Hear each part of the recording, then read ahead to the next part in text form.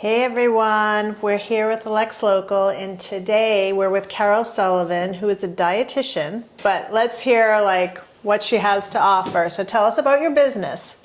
Yeah, I am a registered dietitian since 2005, and I started my career at Mass General, inpatient, outpatient, and then started working in the cancer center there. So I'm actually a certified specialist in oncology nutrition. And from there, what does that mean? Yeah, what does that I mean, do you come up with their food choices basically? Yeah, so I think in that role, we were really focusing on people who are sick and at high risk for being undernourished. And that's a really big role because we know that if people can maintain their weight and stay well nourished, they have better outcomes. That really matters. So a lot of ice cream? A lot of calories. Yeah. A lot of calories, right? A lot of energy. To get through those treatments. Yeah, I bet. And then from there, I was lucky enough to kind of stumble into a survivorship role in the cancer center.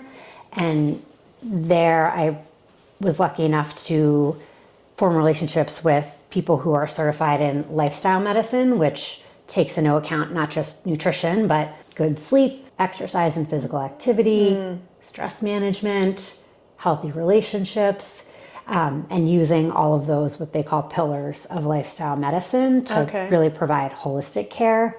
And around that time, I started a private practice virtually here from my office in Lexington. Okay. Yeah. So do you have a typical client? I wish I had a very typical client. I'm a generalist and I like saying yes to everything, which is good and bad. If you have what you perceive a nutrition problem, I want to help you solve it. All right, so tell me generically then about some of your clients and what that looks like. So that looks like, I'll take the example of people that I see in town where everyone is busy, kids have a million activities, parents are working full time, and they're having trouble figuring out how to establish healthy eating habits among the family. So we might try to come up with, here's what we know is, quote, the healthiest, right? And here is how you might take the stepping stones to get there for the family. And then a lot of times that ends up offshooting into someone's labs like cholesterol or blood sugar are starting to not go in the right direction. So we might work with a parent on that. And then a child is very active in a high school sport, and I might see the kid for sports performance. So I end up doing a lot of different things that I really enjoy all of it.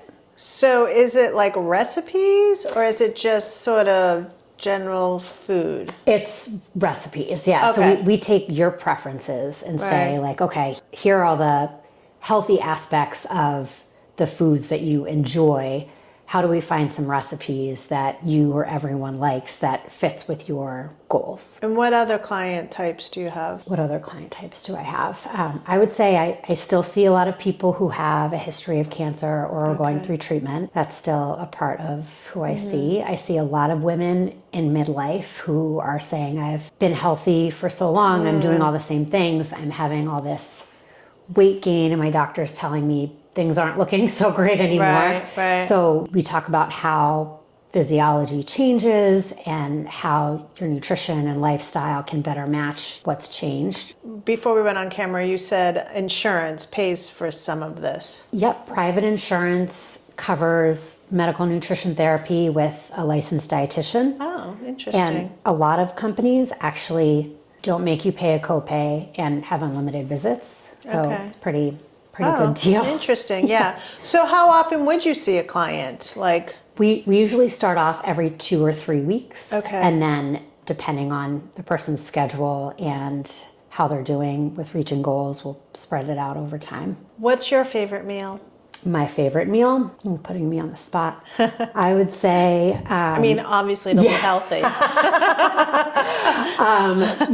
I do follow pretty much plant-based eating pattern, but I am an omnivore, so I eat animal products. I would say coming up into June, I love berry season, so berries, Greek yogurt, honey, a good local or homemade granola would be a favorite. I love salmon. I actually firmly believe you can do a lot with tofu. Okay.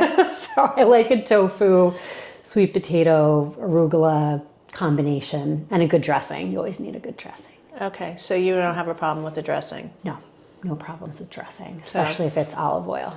Yeah, Okay. All olive right. oil based dressing. Salmon is like my favorite food too. Amazing. Yeah, we have it like once a week. So Perfect. my husband's always doing the food shopping, and he's like, "What do you want?" He's like, "I know you want salmon, but beyond that." But you have a system. So this Yeah. is actually part of what I help people with, like Okay. figuring out a system, right? Yeah, we don't have a great system. So But you have somebody that does the shopping. It deteriorates quickly to Alexander's or Lexington house. That happens to us too. Where my husband's like, "I don't want to cook." I'm like, "What? That happens to us too. What happened to?" But you're getting to the grocery store. Yeah. Somebody's doing the cooking. You Yeah. have regular meals that you know you like. That's a good start. That's a good start. Okay, yeah. And then it's just sort of the day. So I happens in find the like day? I really, really, really need something sweet. Yeah, I actually think that that can be okay. Oh, yeah. So a little bit of permission can Yeah. actually go a long way, right? Like telling yourself that it's okay. It's okay. It is okay to have it, right? If Okay. the rest of the eating pattern Was looks fine. pretty good. Yeah. Yeah. Yeah. And then sometimes with, again, women's changing physiology, sometimes if you put the sweet earlier in the day instead of later, that can be helpful. That can too. help. What if you have it both times? Not so good. Then we talk about, are you hungry or is there an emotional driver? No, not right? hungry at all. Not Yes. hungry at all. So Just, this is something right? that I Just, avoiding work, right? Like, oh, Exactly. Wait, where's the, let's go to the snack, cart and see what we have. Yeah. yeah, that's- Avoiding work. Yes, avoiding work, needing an energy pick me up. Yeah. The vacation from work, people call it sometimes. Right? Okay. What else? There's so many different triggers to eat that have nothing to do with Right. hunger. No, so we work on that too. It's very interesting. So yeah, my Ashley, who's like my right-hand gal, she and I, between the two of us in the last year and a half, have lost 180 pounds. Amazing. Yeah. So, but still, I'm like, yeah, but not like I'm skinny. So, But that's not the goal, right? Health. No. It was all about being healthy, but it would be nice to, Yeah, that lives in the brain of, right? yes, So- every woman. Yeah. Haven't met a woman that doesn't have that in the back of their Yeah, brain. I know. When you see these people and they're like size 4 and they're like, "Oh, I have to lose 15 pounds. I just want to hit them in the face." I do. Right, I'm like, right. like, seriously? Yeah. Where's that 15 pounds coming from? So you're not saying this is just good nutrition. This isn't weight loss. This isn't. Well, for a lot of people, getting enough of the right things in their diet can end up resulting in weight loss, right? Okay. So for a lot of people, if we're talking about what to add to the plate, like are you getting enough fiber from fruits and vegetables and nuts and seeds and legumes, beans, making sure that you're getting those things also is helpful from a psychological standpoint of adding to the plate instead of taking away. Making sure you're getting those things, making Right. sure you're getting enough protein in your diet, especially if you're That's so exercising. hard. It can The be hard. protein, I think right? it's a little bit inflated out there in the world. Is it? that's, Okay. Curious. Like that's a question I would have. Like, do you really need 120 grams of protein? Right? No, it depends on how much physical activity and exercise you're doing. Right. And then even if you are strength training, you can prioritize protein around the workout that you're doing and around the days that you're doing that strength training Okay. to help repair your muscle tissue. But a lot of times if you're focusing on those health habits, you end up with what we call a spontaneous calorie deficit, and that can help with weight loss instead of just focusing on calories. Yeah. Okay. Yeah. Yeah. Because the protein levels of people, it's like 1 gram per pound. I was like, Yeah. that's crazy. Yeah. That's never going to happen. The lead researcher on protein and muscle health disagrees with that. Okay. Yeah. All right. Good. I take- I disagree with it too, but I have no backing.